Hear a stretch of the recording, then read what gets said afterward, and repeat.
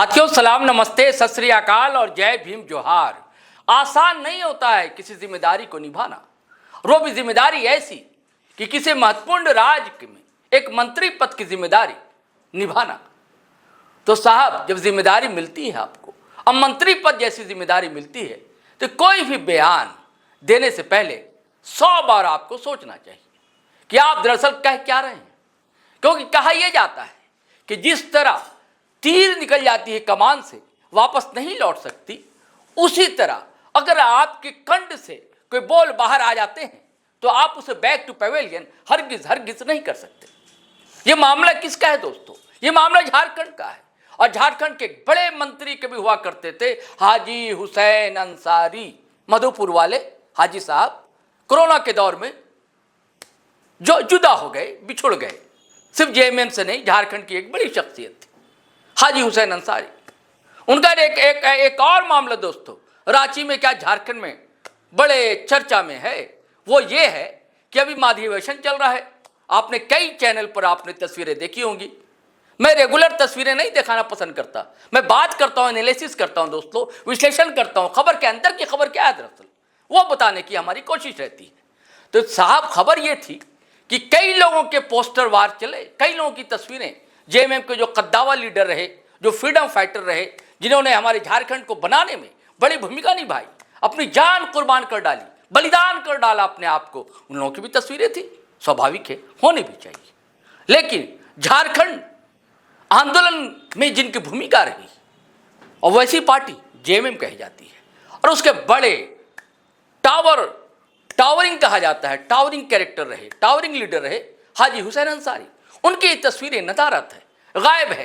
Poster में कहा जाता है, खबर यह है कि कहीं उनकी तस्वीरें ही नहीं। और अब मैं बात कर रहा हूं उनके साहबजादे की, जो आपको पहले बताया कि कोरोना के दौर में उनकी मौत हो गई। उसके बाद अचानक, आजकल तो आप देखते हैं परिवारवाद हर जगह है, हर पार्टी में परिवारवाद है। जो पार्टी ये कहती है कि हमारे यहाँ परिवारवाद नहीं, जैसे कि भाजपा, उसका भी परिवारवाद है। उनके अभी देखिए, अभी नीतीश कुमार साहब एनडीए कैंप के हैं, चीफ मिनिस्टर हैं। अब कोशिश की जा रही है कि उनके साहबजादे जो हैं निशांत कुमार को सीएम बनाया जाए। खैर, ये अलग विषय है दोस्तों, बाद में मैं चर्चा करूंगा परिवारवाद पर। बात यह है कि उनके साहबजादे हफीजुल हसन साहब, उनको मंत्री पद मिल गया। बाद में फिर उपचुनाव हुआ, वो चुनाव जीत कर आए, अब फिर आज भी वो मंत्री। तो अब तो भैया अनुभव तो है नहीं, सियासत बपौती की जैसा मिल गई, अब मंत्री भी बन गए। तब होना क्या था? कंठ में कुछ भी आया बोल दिया। और आजकल तो ध्रुवीकरण की राजनीति चलती है।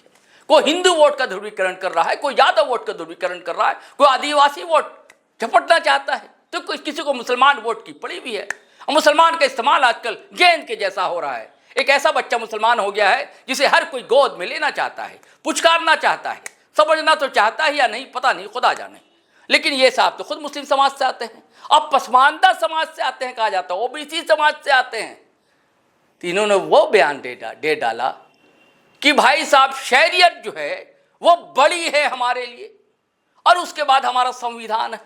अरे भाई साहब, शरीयत का मामला जो होता है धर्म का मामला होता है, धर्म का मामला होता है, आपका बिल्कुल नितांत निजी मामला होता है, आपका मामला व्यक्तिगत मामला होता है। और संविधान से देश चलता है, किसी मनुस्मृति से, किसी शरीयत से हमारा भारत नहीं चलता। और आज बाबा साहब अम्बेडकर की हम जयंती मना रहे हैं, संविधान निर्माता की।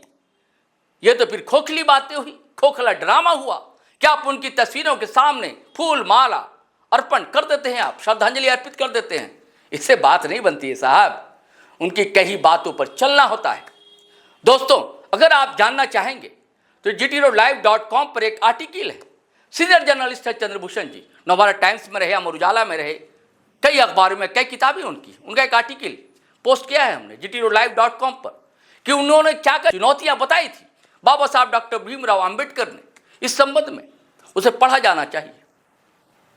तो फिर मैं कहूंगा कि मंत्री महोदय, सोच समझकर कोई भी बयान दीजिए। धर्म जो है बिल्कुल आपका व्यक्तिगत मामला होता है, और देश हमारा जो है संविधान से चलता है, और संविधान से ही चलेगा ही। ये बात दिगर है कि कुछ लोग संविधान का नाम लेकर ही संविधान को कुचलने में लगे हुए हैं। कई जगह की तस्वीरें आपने देखी होगी, दिल्ली से लेकर लखनऊ तक हरियाणा से लेकर समस्तीपुर तक।